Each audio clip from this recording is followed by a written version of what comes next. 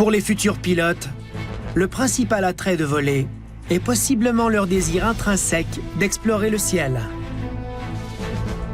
Mais le meilleur conseil pour les futurs aviateurs est...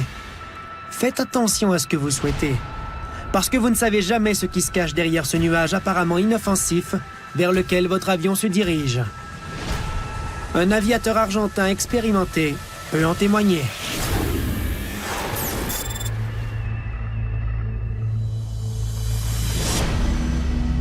En 2014, un pilote argentin qui désire garder l'anonymat volait dans son avion privé à 1500 mètres d'altitude avec une caméra placée vers le pare-brise. Soudainement, sorti de nulle part, un objet volant non identifié passe devant lui à une vitesse phénoménale. Quelques secondes plus tard, un deuxième objet emprunte la même trajectoire que le premier en se déplaçant à une vitesse encore plus rapide. L'étrange expérience vécue par ce pilote ne s'arrête pas là. Moins d'une minute plus tard, les deux objets ont de nouveau volé directement devant lui. Cette fois, dans la direction opposée et côte à côte.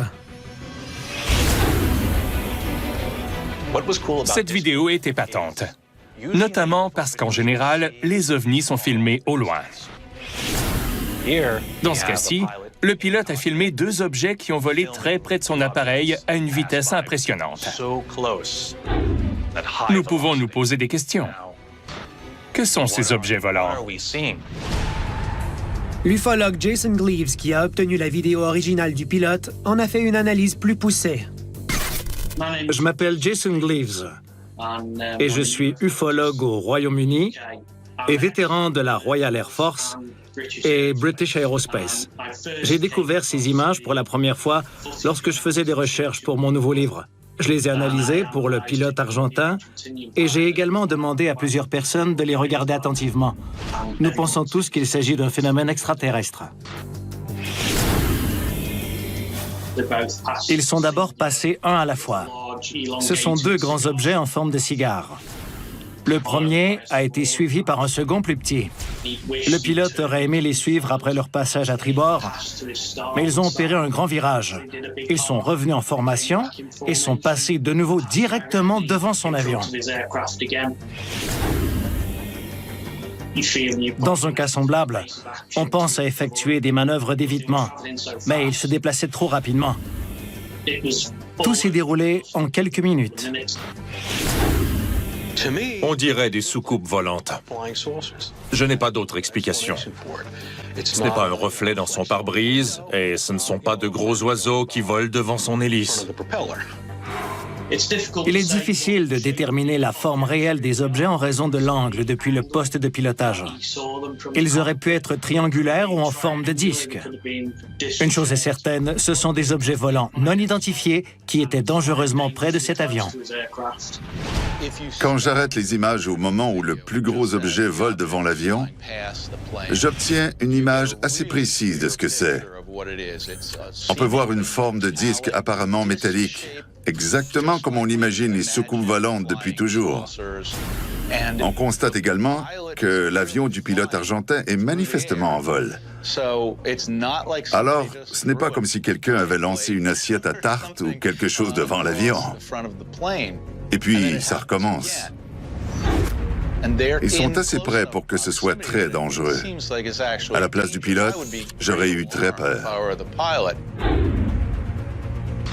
J'ai été dans l'Air Force pendant plus de 10 ans. Et les avions ne font pas ça. Ils ne voleraient pas directement devant un autre avion et ne le feraient certainement pas deux fois. Puisqu'il y a unanimité sur la nature extraordinaire des images, pourquoi le pilote insiste-t-il pour garder son identité secrète? L'identité du pilote reste inconnue et ce pilote refuse d'être identifié, ce qui est fréquent dans ce genre de situation. Des pilotes militaires et civils du monde entier aperçoivent des ovnis. Dans ce cas-ci, il s'agit d'un pilote plus âgé. Et par le passé, on a souvent vu des pilotes refuser de s'identifier parce que ça mettait leur emploi en péril. Cela étant dit, ce pilote préfère garder l'anonymat.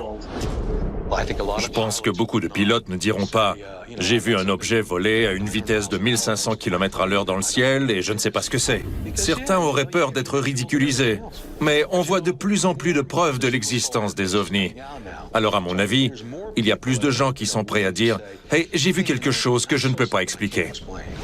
Les gens commencent à prendre un peu plus au sérieux les images d'ovnis qui nous sont présentées. Les forces aériennes et navales des États-Unis proposent maintenant des lignes directrices en matière de signalement des ovnis vus autant par leurs pilotes d'avion que par les équipages de navires de guerre.